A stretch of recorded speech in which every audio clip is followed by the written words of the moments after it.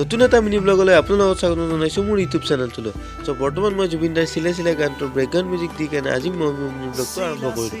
আৰু এইখন চিলাই যে আপোনালোকে দেখি আছে দুখন চিলাই বনাইছিলোঁ আৰু এই দুখন চিলাই বনাওঁতে প্ৰায় 2 বছৰ লাগিছিল আৰু 2 বছৰৰ মূৰত আজি চিলাইখন উৰুৱাই দিম আৰু ইফালে এখন চিলাই উৰুৱাই দিলোঁ আৰু এয়া ফাগুনৰ বলীয়া বতাহত চিলাই দুখন উৰুৱাই গ'ল।